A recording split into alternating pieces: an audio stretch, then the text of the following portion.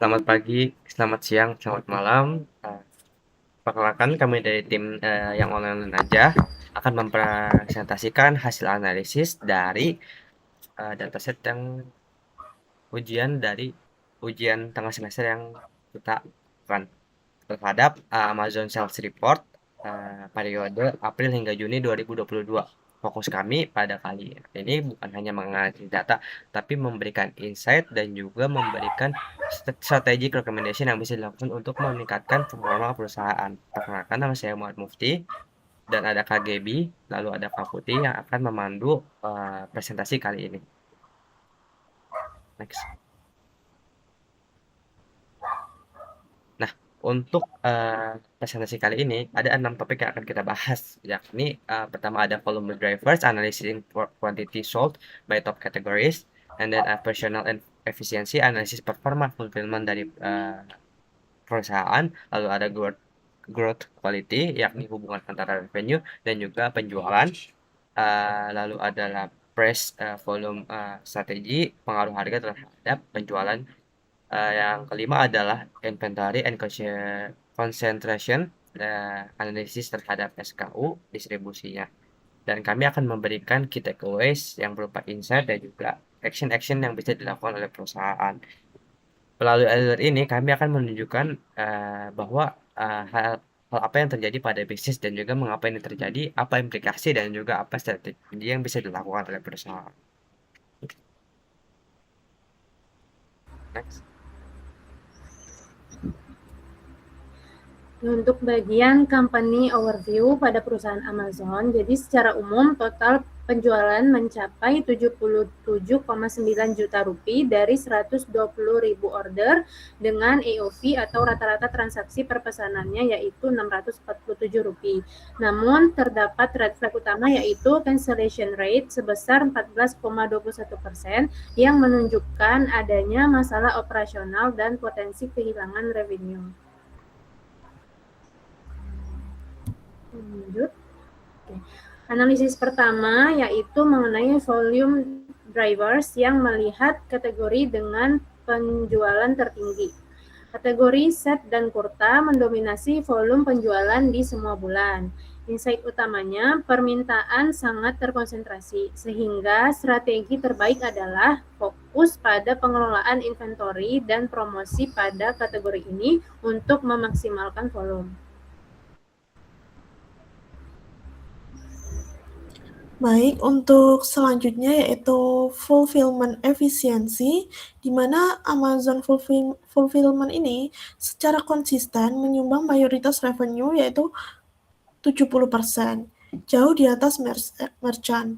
Artinya, customer itu lebih percaya terhadap Amazon dan tetapi juga ada resiko ketergantungan yang tinggi. Rekomendasi yang kami sampaikan yaitu perlu peningkatan performa merchant agar lebih seimbang dan efisien. Selanjutnya yaitu soal ketiga ada growth quality, di mana revenue dan quantity yang terjual bergerak secara searah. Tapi di bulan Mei revenue-nya naik secara lebih tajam. Jadi artinya itu apa? Artinya ada peningkatan average selling price. Namun di Juni itu keduanya turun. Jadi ini menunjukkan kalau growth-nya itu masih belum stabil. Untuk insight yang dapat kami sampaikan yaitu bisnis itu tidak boleh hanya mengejar volume, tetapi juga kualitas revenue. Nah, untuk hasil analisis dari unit price versus quantity sold, kami mendapati adanya hubungan negatif yang cukup kuat antara harga dan juga jumlah penjualan. Artinya, semakin tinggi harga, semakin rendah juga jumlah yang terjual. Hal ini menunjukkan bahwa customer cukup sensitif terhadap harga. Jadi, customer itu lebih price oriented dan strategi yang bisa dilakukan adalah fokus pricing lebih optimal, yakni harga di bawah 800 rupiah dan serta pemanfaatan promo untuk mendorong volume penjualan. Next.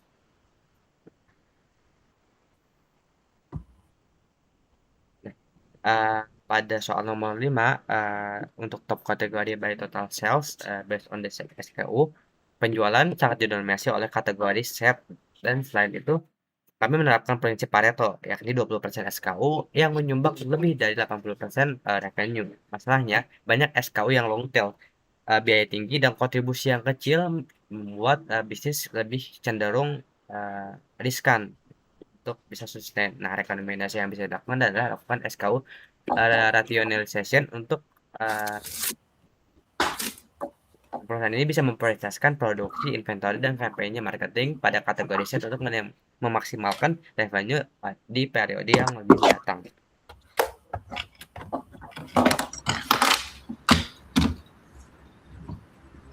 Bagian berikutnya yaitu geographical insight-nya. Penjualan di sini terkonsentrasi di wilayah barat dan selatan India.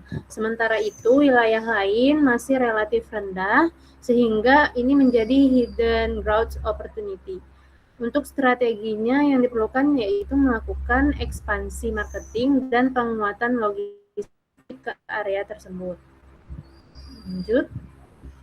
Untuk key strategic insights, di sini kami merangkum 5 hal utama. Yang pertama, fokus inventory pada kategori dengan permintaan yang tinggi, yaitu set dan juga kurta.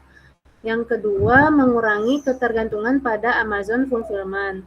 Ketiga, melakukan shift strategi dari volume ke profit dengan fokus pada AOV dan margin. Yang keempat, mengoptimalkan pricing agar menghindari margin negatif. Dan yang terakhir, melakukan eliminasi SKU yang tidak efisien.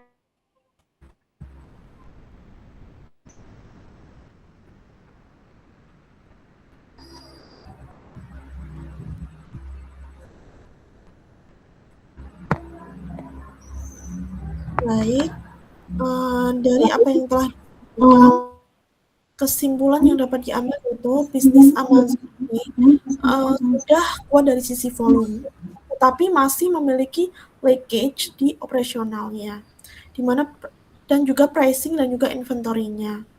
Di mana dengan strategi yang tepat, bisnis ini tuh dapat berpotensi menjadi lebih efisien, profitable, dan scalable.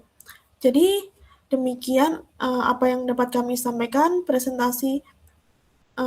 Mohon maaf bila ada salah kata dan perbuatan. Terima kasih.